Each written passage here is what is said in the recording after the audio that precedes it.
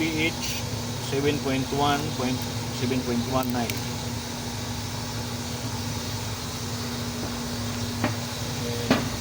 Chlorine adjusted 1.5,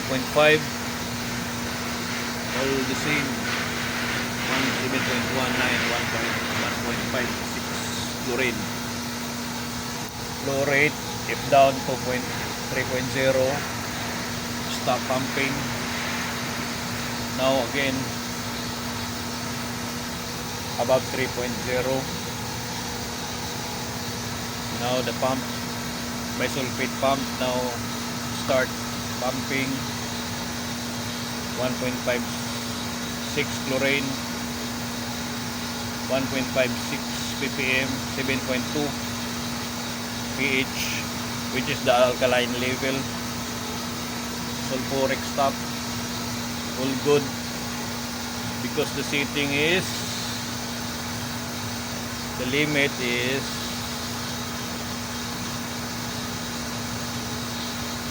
7.2, so no need to pump.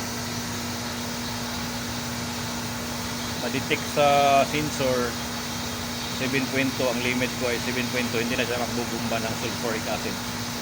So 7.8, pag overshot 7.8, magbubumba ang sulfuric para i-bring down ang alkaline. Kasi hindi maganda sa katawan ang too much alkaline, too much pH. So kinokontrol ko yung alkaline level, pH. Ang set point ko is 7.6.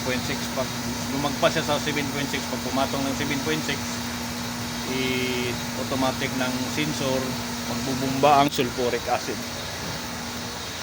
So ito yung sulfuric acid, nag-stop siya. Ito naman ang bisulfate, pag ma-detect niya na above, so 7.6 ang ang pH, ang limit. Ang chlorine is 0.90 ppm. So pag mag-down siya ng 0.90, magbubumba ang chlorine. Naka-XP siya, yung lakas ng ano niya is 5.0 ppm. Lakas ang bumba niya. So nag-add ako ng load -3 kasi hindi niya nakaya, sobrang taas. Kailangan kasi ang chlorine kasi maximum 1.0, so umabot tayo ng 1.60. sa actual kailangan siyang hindi makalagpas ng 1.0, so nagbubumba yung bisulfate to control the chlorine. Ngayon -16, so yun yung bisulfate. Hindi siya magpapara pag hindi niya ma-bring down to 1.0.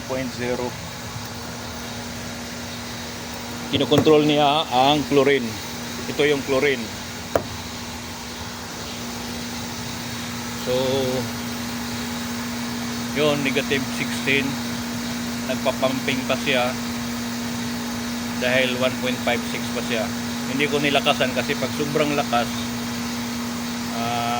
bababa siya ng bigla, tapos mag-i-stop naman siya. Hindi maganda yung mixing ng tubig. So kailangan natin i-test dun sa taas kung ano yung delivery niya. Pwede rin dito kasi ito na yung delivery niya ng mga tubig. So makikita natin dito kung ano yung result ng pagiging chemist ni Water Master. So ngayon pinapunta ko dito sa bridge, tinawagan ako kasi kailangan ko daw i-adjust, tingnan. Kasi nga kanina nag 0.4 tapos 6.8. So mababa yun, acidic yun. Nangyayari yan kasi pag walang pasayro, ang flow rate hindi sa stable, yung flow ng tubig. Minsan nag-down siya ng 2.0 kasi walang gumagamit, lalo na ngayon lahat nagtatrabaho. Hey! Yan si Jubit. So 4.7 magpa-fluctuate siya kasi walang trabaho mga ano. Nagtatrabaho mga tao, walang pasahero. Pag mag 2.0, yan ako to kasi para maintindihan sa kasama ko. Pag mag 2.0, magda-down siya, magpupusto kusa. So hindi na siya magbubumba. 3.0 above, magbubumba yung ano, chlorine. Madidetect sa sensor na kailangan niyang i-adjust kasi titingnan niya yung set point. Magbibase siya sa command ko. Kung ano yung command ko, gagawin ng itong controller, analyzer. Ayun, 3.9. So hindi siya fluctuate, talaga siya. Stable yan pag may pasahero. Maraming gamit. Umabot siya ng flow rate niya, umabot siya ng 20-30 o 15-16 ganon minsan. So ito ang ano niya, floaters, kailangan siya magiging ma-adjust din to siya pag walang ano. Ang normal 15 pag may mga pasahero. Pag wala, so kailangan i-down siya para hindi siya masyadong ano sa sensor. Kaya kanina masyadong mataas dito, tsaka kailangan din i-calibrate. Minsan umaabot ng 1 linggo, 2 linggo bago magamit to. So kailangan i-calibrate. Hindi na mababasa yung ano ng tama kasi stagnant na siya. Nag-stuck siya ng ilang araw, ng ilang days. So kailangan siya i-calibrate. Parang tao din, panay tulog mo ng tulog, mag-i-stack yung utak mo, kailangan mong i-calibrate yung utak. So ang utak nito at saka ang utak nitong pH sensor, chlorine sensor, ang utak nito dito. Parang tao din, kailangan pagsabihan, i-remind, oops, mali ka, malayo.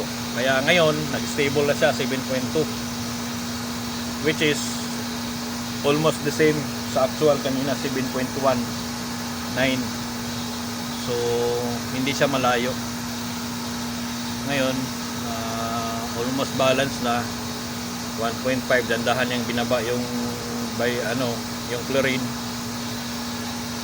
At ngayon tatawag na tayo sa bridge. So sabihin natin na stable na. Ito yung calibration ng pH. Ito yung mga solusyon niya. So malayo sa pinag-aralan ko, gusto ko magiging kapitan, pero napalayo. Nagiging chemist tuloy. Dapat pala nagiging chemist ang pinag-aralan ko, chemistry sana. So malayo sa navigation, pero yun nga, ang gusto ko magiging kapitan. Ang tawag doon is master sa barko. So hindi ako nagiging kapitan or nagiging master, pero tinatawag pa rin akong master. Master pa rin yan. Kaso dinagdagan, humaba, nagiging water master. So napaka-importante sa water master na magiging alerto nito kasi delikado din to eh. Kumbaga lahat nakasalalay ang buhay sa tubig. Kung mali ang ng tubig, yung purification o mali yung ang mixing ng chlorine at saka yung mga chemical na to, saka ito bisulfate. Grabe ang tapang ito, baho to. Ito acid to. Sulfuric acid, bisulfate, sodium bisulfate. Kailangan to sila kasi ito kukontrol to ng tatanggalin tong mga E. coli, bacteria, Legionella. Yan ang kaya importante yung chlorine. Sodium bisulfate para hindi niya ma-overdose ang chlorine.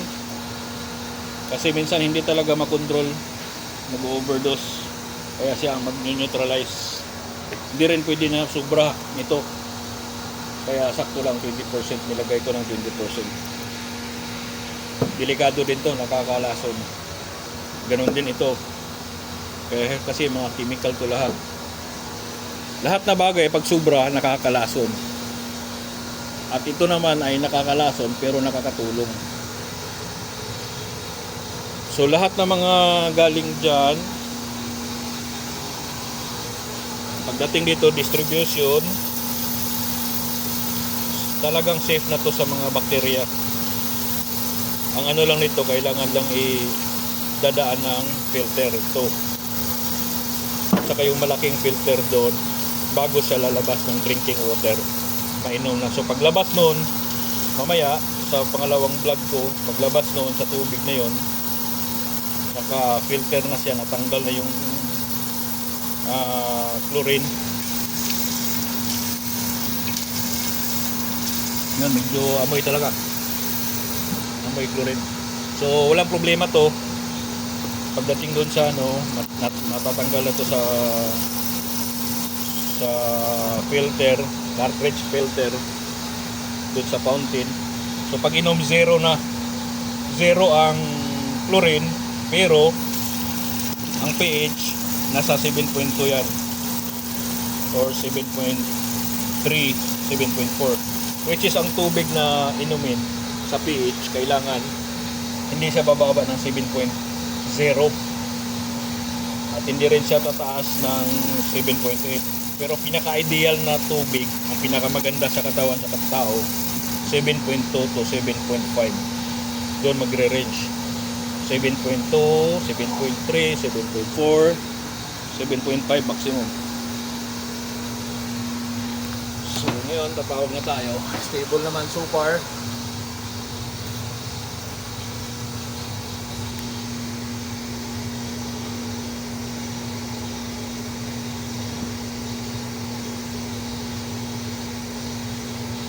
Bridge Water Master. Correct. Ma'am, service number 1 analyzer, everything's good, ma'am. Now pH and chlorine stable. Height number 1, copy.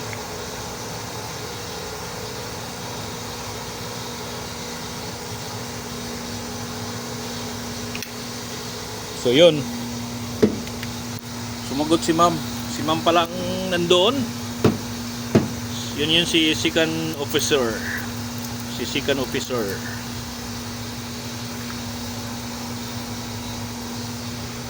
May asawa na yun si ma'am. Hindi pwede yun, ha. Hindi pwedeng ligawan yun. Kasi may asawa na si ma'am. Yan, nag-post na naman siya kasi nag-down siya ng 1.8. So every time mag-down siya ng 3.0, magpo-post siya ngayon, above 3.1. Pero ang pH ang post. So far, so good. It's good to be true. Thanks guys.